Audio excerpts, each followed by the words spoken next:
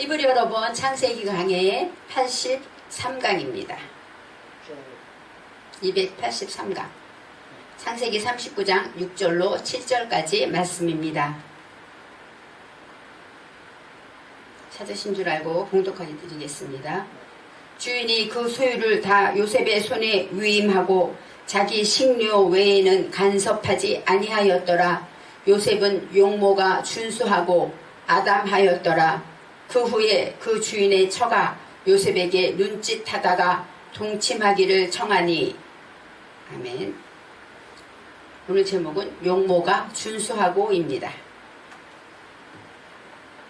우리가 잘 알듯이 요셉이라는 고유명사는 무엇을 더하다. 그래서 은혜를 더하다 라는 뜻이 요셉이라는 뜻에 들어있습니다. 요셉은 구약시대에 물론 하나님이 택한 하나님의 족장이고 그 은혜를 그 안에서 하나님의 은혜를 늘 더하는 자는 지금 구약시대만이 아니라 지금 이 시대를 살고 있는 저와 여러분에게도 요셉이 되는 것입니다. 그래서 우리들이 어떤 일이 있을 때나 여호와께서 함께 하시고 그렇게 은혜를 더하신다라고 볼 때 요셉의 이야기가 우리들의 내면의 이야기라고 바라볼 수가 있는 것입니다. 하나님은 먼저 요셉을 낮추셔서 부모님의 사랑을 많이 받았죠. 그렇지만 그 요셉을 순간 낮추셨다. 애굽으로 팔려갔는데 성경은 애굽으로 내려갔다라고 말합니다. 이 내려갔다가 야레뜨입니다. 야레뜨는 내려가다, 하강, 갑자기 낮아지는 것을 말합니다. 그리고 급히 낮추어지는 것을 말하고 예수님께서 요단강에서 세례를 받으셨습니다. 이 요단이라는 뜻에도 야레뜨가 들어있어요. 세례를 받는데 하나님 안에서 주님 앞에서 거듭나기 위해서는 우리는 낮아져야 됩니다. 가장 낮은 자리로 낮아지고 또 나의 무지를 발견할 때 세례를 받게 되고 이 세례라는 것은 물들이다라는 뜻이 있어요. 그래서 하나님의 사상으로 나를 물들이는 것이라고 볼 수 있고 또 이 세례는 침례라고 말했죠. 예전에 내가 물에 수장되고 내려가서 죽고 나서 새롭게 태어나는 것이 세례라고 말할 수가 있습니다. 그래서 물에 이 요단강 물, 이 물 강이라는 이 물에는 여러 가지 뜻이 있지만 이 물은 구약성경에서뿐이 아니라 이 신약에서는 성령을 말하기도 했어요. 성령께서 친히 하시는 일들이 물이라고 말하고 두 번째는 또 말씀의 생수. 말씀으로 우리 심령을 만져주고 또 위로해주는 그 생수도 물이라고 볼 수 있습니다. 그리고 또 이 물이라는 것은 히브리어 원어로 마임입니다. 마임. 이 마임이라는 건 인식을 말해요. 예수를 믿게 되면 거듭났다는 것은 무엇이 거듭납니까? 육신이 거듭나는 것이 아니라 우리의 생각이 거듭나는 것이죠. 우리의 인식이 새로워지는 것을 말할 때 그래서 야레뜨라는 단어에는 이렇게 우리가 거듭나는 것도 낮아지는 것 그리고 주의 은혜로 새로워지고 또 하나님이 낮추실 때 우리는 거기에서 새롭게 하나님의 은혜를 누리게 된다라고 말하고 있습니다. 요셉은 애굽 사람 보디발의 집에 팔려갔다고 저와 여러분은 잘 알고 있습니다. 이 보디발이라는 뜻에는 바로 두 단어가 들어있는데 고통 후에, 고난 후에 열매가 있다 이런 뜻이 보디발이라는 뜻이에요. 요셉이 보디발의 집에 팔려갔다 그 이야기는 요셉은 고난이 이제 시작이다 라는 뜻이죠. 그렇지만 그것을 통해서 열매를 맺는다라고 말할 수가 있습니다. 요셉을 위해서 수없이 많은 고난이 준비되어 있고 그것을 통해서 그럴 때마다 하나님께서 함께 하셔서 요셉을 통해서 하나님의 살아계심을 영광을 나타내게 되었다 할 수 있는 것이 보디발이란 뜻이 있습니다. 그리고 또 성경에서는 요셉은 여호와께서 함께 하셨다라고 증거하고 있습니다. 여호와께서 함께 하신다. 바로 여호와 예흐바입니다. 예흐바.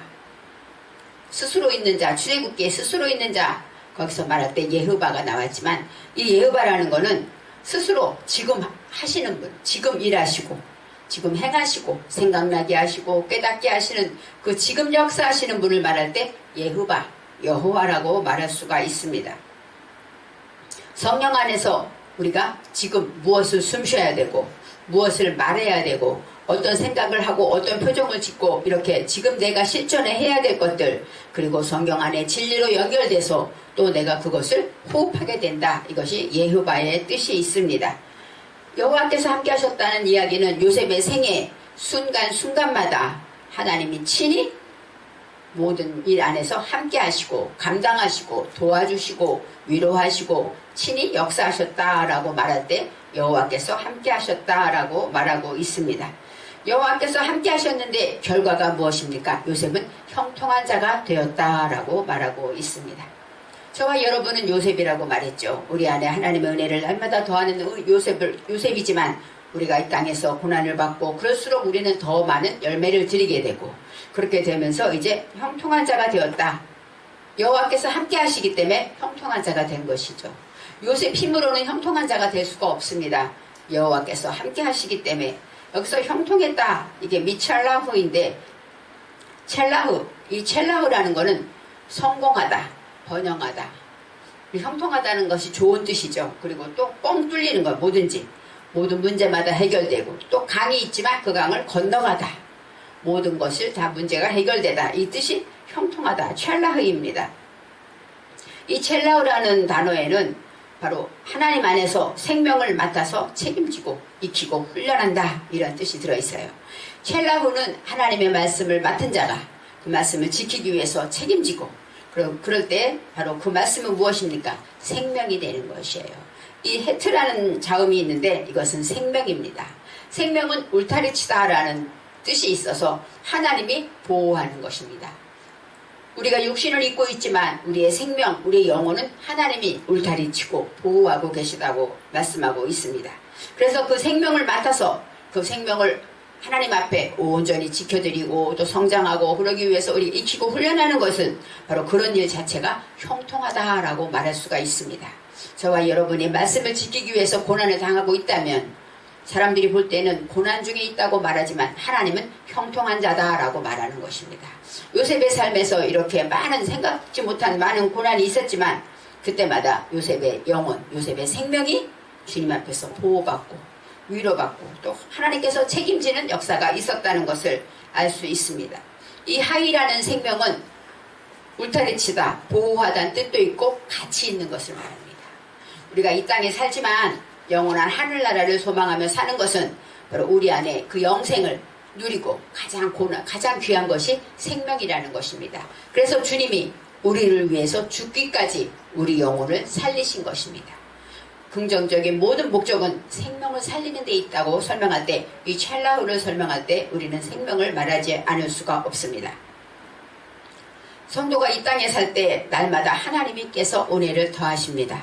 은혜를 받고 믿음으로 이 땅에서 천국을 바라보며 나그네로 살지만 언제나 여호와께서 때마다 일마다 우리를 도와주시고 지켜주시고 보호해주시고 함께하심을 저와 여러분은 늘 고백하고 있는 것입니다.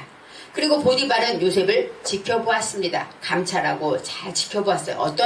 어떤 사람인가 지켜보았는데 보니까 여호와께서 요셉과 함께함을 보디발이 볼 수가 있었다라고 말합니다.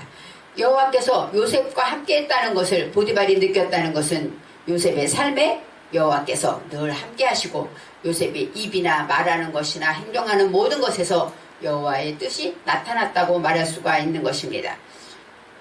갑자기 노예로 팔려오고 말할 수 없는 고난이 있었겠지만 그래도 그들은 요셉은 언제나 노예 같지 않은 삶을 살았다는 거예요. 귀족처럼 고상하고 양보하고 화내지 않고 이제 감사하면서 평안하면서 요셉의 입술에는 늘 여호와 하나님의 이름이 들려졌다고 말할 수가 있습니다. 성경에 나와 있지 않지만 요셉이 어떻게 살았길래 주인이 볼 때 저는 여호와가 함께 하시는구나.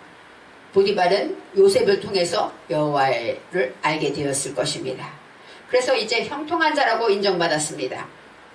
마태복음 5장 16절 이같이 너희 빛을 사람 앞에 비추게 하여 저희로 너희 착한 행실을 보고 하늘에 계신 너희 아버지께 영광을 돌리게 하라.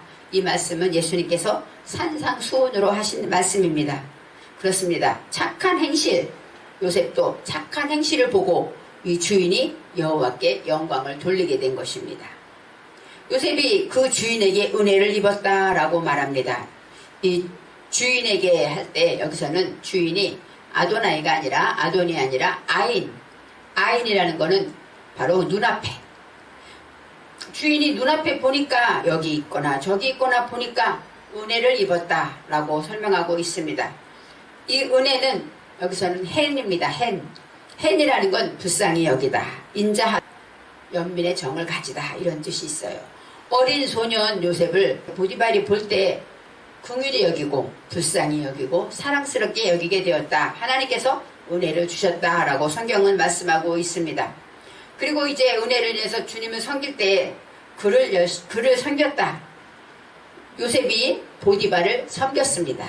주인을 섬겼다고 하지 않고 여기서는 그를 섬겼다라고 말해요. 이 그를 했다는 것이 오토입니다. 오토라는 것은 처음부터 끝까지 하나님 안에서 섬겼다는 거예요. 하나님을 대하듯이 모든 일에 겸손하고 순종하고 모든 일에 하나님처럼 섬겼다. 창조주 안에서 처음부터 끝까지 섬겼다라고 설명할 수가 있습니다. 그래서 요셉을 가정총무로 삼았다라고 말해요. 이 가정총무는 파카드입니다. 이 파카드라는 건 방문하다. 주님이 마지막 날 이 땅에 오실 때도 파카드, 주님이 우리를 방문하신다고 말하고, 이 파카드라는 것은 다스리다, 시험하다, 관리하다, 그런 뜻이 있어요. 그래서 가정총무를 삼았다. 이 총무는 관리하는 사람이라고 설명할 수가 있을 것입니다. 그리고 자기의 소유를 다 그의 손에 위임하였다라고 나옵니다. 여기서 위임하다가 나탄이란 단어를 씁니다. 이 나탄이란 단어는 주다, 허락하다, 이런 뜻이에요. 그러니까 위임한 거는 내 건데 너가 잠깐 갖고 있어. 이것이 바로 위임인데, 원어로 바라볼 때는 다 맡긴 거예요. 다 준 거예요. 요셉에게 다 준 것입니다. 그의 손에 위탁했다라고 설명하고 있습니다. 그래서 요셉의 집과 그의 모든 소유물을 주관하게 한 때부터 하나님께서, 여호와께서 그 집에도 복을 내리죠. 요셉에게만 복을 내렸는데 요셉에게 모든 것을 맡기니까 그 모든 것이 누구의 것이 됩니까? 요셉의 것이 된 것이에요. 그것까지도 여호와께서 복을 내리셨다라고 말합니다. 우리가 믿는 성도들이 이 땅에 살면서 정말 하나님 앞에, 내 앞에 맡겨진 성도들이나 또 영혼이나 직장이나 이 모든 것들을 정말 하나님께 하듯 순종하고 복종하고 잘 섬긴다면 그 모든 것이 하나님 보시기에는 바로 성도의 것이 되기 때문에 하나님이 그곳을 축복하신다고 말할 수가 있습니다. 주관하게 된 때부터 여호와께서, 주관하게 된 때, 총무가 되어서 이제 모든 것을 관리하게 된 때부터 할 때, 이 때가 메아즈입니다. 메아즈, 뭐으로부터라는 뜻인데, 이 아즈라는 것은 배워서 도구가 되는 거예요. 도구라는 것은 하나님이 주인이 쓰임받을 쓸 수 있는 사람이고, 도구는 일을 하는 것입니다. 자르거나 또 뭐 꼬매거나 붙이거나 모든 것을 할 수 있는 것이고, 바로 이 도구라는 것은 하나님의 도구로 쓰임받게 된 것이죠. 가정총무가 되면서 요셉을 통해서 여호와께서 복을 내리시고 또 그때부터 하나님의 도구로 쓰임받게 되었다라고 설명하고 있습니다.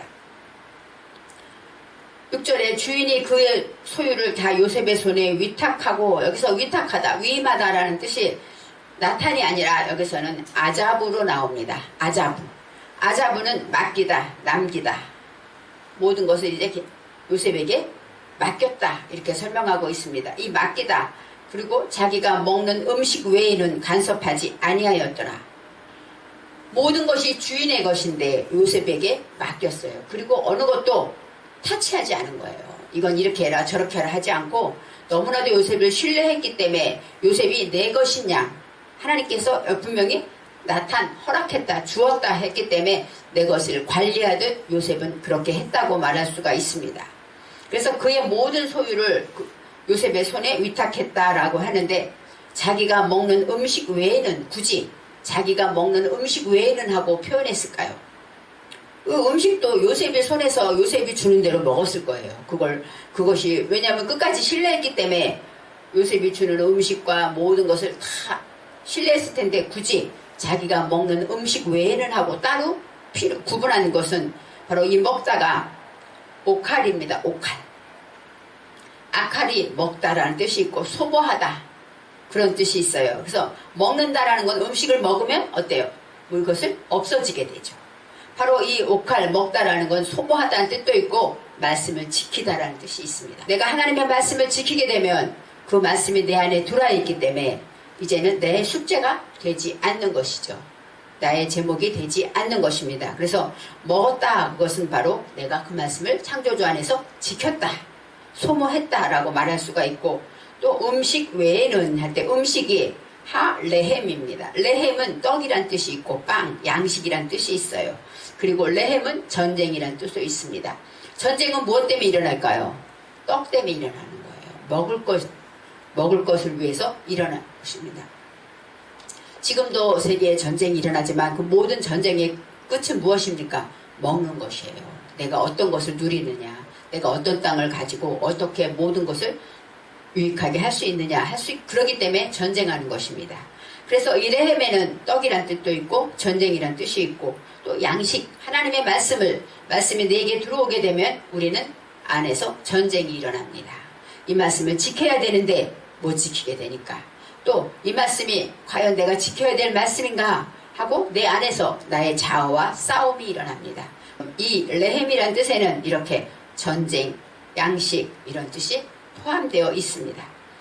자기가 먹는 음식 외에는 할 때 이 외에는 오직 임이라는 부사가 나오는데, 이 임이라는 것은 오직 함께 그런 뜻이 있는데, 오직 임이라는 건 배우는 일이에요. 그래서 이제 자기가 먹는 음식 외에는 그것은 무엇입니까? 내가 지킨 말씀, 오직 내가 지킨 말씀만. 그것은 어떤 음식입니까? 아세르가 들어있어요.